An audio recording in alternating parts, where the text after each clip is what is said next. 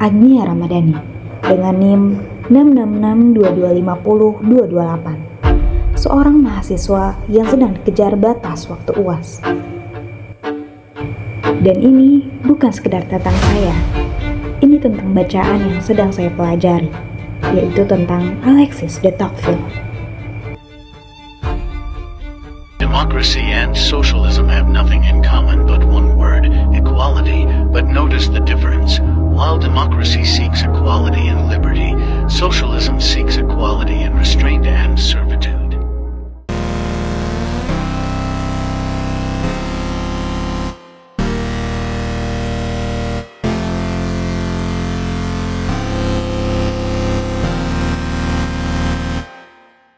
Pada tahun 1835, seorang aristokrat Prancis berusia 30 tahun menerbitkan sebuah buku yang akan mengubah cara kita memahami demokrasi.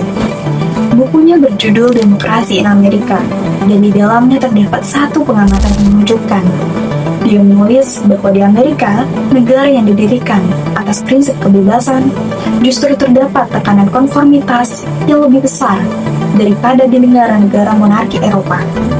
Bahwa dalam masyarakat demokratis, kebebasan berpikir sesungguhnya lebih terancam daripada dalam masyarakat aristokrat. Pengamatan ini tampaknya paradoks, namun ketika kita memahami argumennya, kita akan menemukan bahwa dia telah mengidentifikasi dilema fundamental dalam demokrasi modern, dilema yang masih kita hadapi hingga hari ini. Nama aristokrat tersebut adalah Alexis de Tocqueville. Tocqueville lahir pada tahun 1805 dalam keluarga aristokrat Prancis.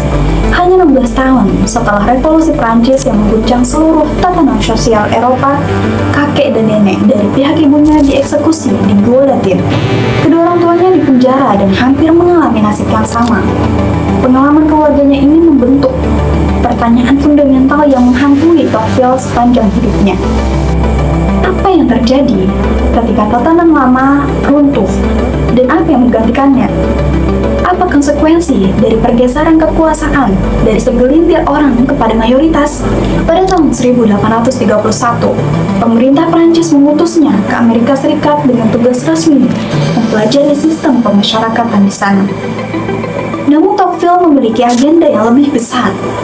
Ia ingin memahami fenomena yang sedang mengubah dunia barat, yaitu demokrasi. Selama 9 bulan, dia berkeliling Amerika dari timur hingga wilayah frontier di barat. Dia berbicara dengan petani, hakim, pendeta, dan menghadiri pemilihan lokal maupun sidang pengadilan. Dia mencoba memahami tidak hanya institusi-institusi demokrasi Amerika, tapi juga jiwa masyarakat demokratis tersebut. Apa yang ia temukan mengejutkan dirinya. Di satu sisi, ia melihat energi, kesetaraan, dan mobilitas sosial yang tidak ada di Eropa. Di sisi lain, dia melihat bahaya-bahaya yang tidak disadari oleh orang Amerika sendiri.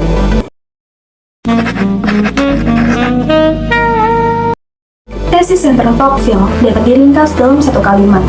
Kesetaraan adalah kekuatan historis yang tidak dapat dihindari. Dia mengamati bahwa selama 700 tahun terakhir, sejak abad ke-11, masyarakat Eropa telah mengalami satu proses yang konsisten dan tidak dapat dibalik, yaitu proses perataan hierarki sosial. Dia menyebutnya egalite discondition, yaitu kesetaraan kondisi. Pada abad ke-11, masyarakat Eropa memiliki struktur yang sangat kaku. Kekuasaan politik dan kepemilikan tanah terkonsentrasi di tangan segelintir keluarga bangsawan. Mobilitas sosial hampir tidak ada, dan seseorang terlahir sebagai petani akan mati sebagai petani, namun kemudian berbagai kekuatan historis mulai mengikis struktur ini. Gereja Katolik membuka jajarannya untuk semua kelas. Seseorang dari keluarga miskin bisa menjadi imam, dan jika ia cukup berbakat, bisa naik hingga menjadi kardinal yang memiliki pengaruh melebihi bangsawan tertinggi sekalipun. Berkembangnya sistem hukum sipil yang kompleks juga menciptakan kelas baru, yaitu para ahli hukum. Tocqueville berpendapat bahwa setiap nemuan besar dalam sejarah mempercepat proses ini. Perang salib menghancurkan banyak bangsawan dan mendistribusikan kekayaan mereka. Reformasi Protestan menyatakan bahwa semua manusia setara di hadapan Tuhan, tanpa memerlukan perantara hierarkis. Yang krusial adalah perubahan dalam hukum warisan. Di Eropa aristokrat, tanah dan gelar turun kepada anak tertua laki-laki, yang disebut sebagai sistem promogenitur. Namun di Amerika, hukum membagi warisan secara rata kepada semua anak. Ini berarti dalam 2 atau 3 generasi, perkebunan besar terpecah-pecah menjadi bagian-bagian kecil. Kekayaan besar tidak bertahan lama, dan Tocqueville mengamati bahwa dalam waktu 60 tahun sejak revolusi Amerika, hampir semua keluarga kaya yang ada sebelumnya telah turun menjadi kelas menengah. Inilah yang membuat Amerika unik dalam pandangan Tocqueville. Amerika adalah masyarakat pertama dalam sejarah yang dimulai dari kondisi relatif setara. Tidak ada aristokrasi turun-temurun, tidak ada masa lalu feodal yang harus dilawan. Dan kesetaraan adalah kondisi awal, bukan tujuan revolusioner. Konsep yang paling terkenal dari Tocqueville adalah apa yang dia sebut sebagai tirani mayoritas. Biasanya ketika kita berbicara tentang tirani, yang kita bayangkan adalah seorang diktator, satu individu atau kelompok kecil yang memegang kekuasaan absolut dan menindas rakyat. Namun Tocqueville mengidentifikasi bentuk tirani yang berbeda, tirani yang muncul dari demokrasi itu sendiri. Dan secara teknis, Amerika adalah republik dengan sistem perwakilan dan checks and balance. Namun Tocqueville berpendapat bahwa dalam praktiknya, Amerika berfungsi mendekati demokrasi yang murni karena mayoritas memiliki kontrol yang hampir absolut atas semua cabang pemerintahan. Mari kita telusuri argumennya. Badan legislatif dipilih secara langsung oleh rakyat untuk periode yang sangat singkat. Ini membuat mereka sangat responsif terhadap opini publik, bahkan terhadap gejolak emosi sesaat dari konstituen mereka, eksekutif dan atau gubernur. Dipilih oleh mayoritas dan dalam banyak hal tunduk kepada legislatif. Di banyak negara bagian, bahkan hakim dipilih oleh mayoritas. Dan di semua negara bagian, gaji hakim ditentukan oleh legislatif, yang berarti mereka bergantung pada kehendak mayoritas untuk penghidupan mereka. Kemudian Tocqueville mengajukan pertanyaan, ketika seseorang mengalami ketidakadilan dari pemerintah, kepada siapa ia dapat mengadu? Kepada opini publik, itu adalah mayoritas. Kepada legislatif, itu mewakili mayoritas. Kepada pengadilan, hakim-hakimnya dipilih oleh mayoritas. Kepada polisi, Tocqueville menulis bahwa polisi adalah mayoritas yang bersenjata. Tidak ada institusi yang benar-benar independen dari mayoritas. Tidak ada tempat berlindung. Dan yang lebih mengkhawatirkan bagi Tocqueville adalah dimensi moral dan psikologis dari kekuasaan mayoritas. Orang Amerika percaya pada apa yang Tocqueville sebut sebagai kedaulatan mayoritas.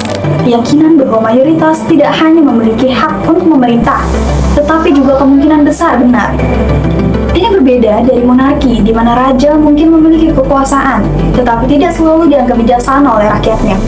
Di Amerika, ada keyakinan yang mendalam bahwa jika mayoritas berpikir sesuatu, itu mungkin benar. Karena bagaimana mungkin begitu banyak orang yang salah.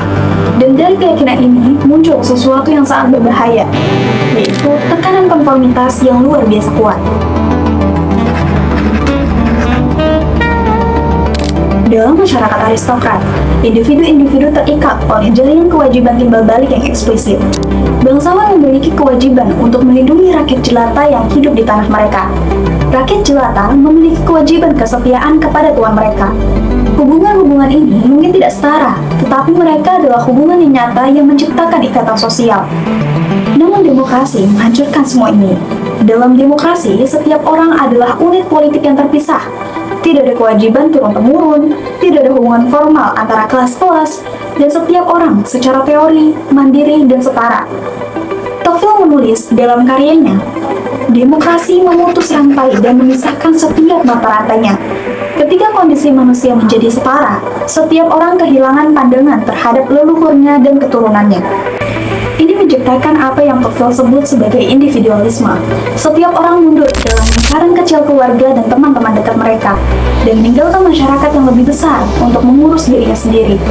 Tocqueville mengatakan bahwa struktur masyarakat demokratis secara alami mendorong fokus pada hal-hal material, karena tidak ada banyak hal lain yang memberikan makna stabil dalam masyarakat yang berubah dengan cepat dan di mana setiap orang adalah atom yang terpisah. Tocqueville menyebut materialisme sebagai penyakit berbahaya dari pikiran manusia. Sampai titik ini, analisis Tocqueville mungkin terdengar sangat pesimistis. Namun penting untuk memahami bahwa Tocqueville bukan musuh demokrasi. Sebaliknya, ia percaya bahwa kesetaraan dan demokrasi adalah masa depan yang tidak dapat dihindari. Pertanyaannya adalah bagaimana membuat demokrasi berfungsi tanpa jatuh ke dalam bahaya-bahaya yang telah ia identifikasi. Dan dari sinilah Tocqueville menjadi konstruktif. Ia mengidentifikasi beberapa faktor yang dalam pandangannya melindungi Amerika dari akses-akses terburuk demokrasi. Salah satu pengamatan terpenting Tocqueville adalah bahwa masyarakat Amerika tidak memiliki administrasi terpusat yang kuat, di mana pemerintahan federal memiliki kekuasaan yang terbatas, dan sebagian besar pemerintahan dilakukan di tingkat negara bagian.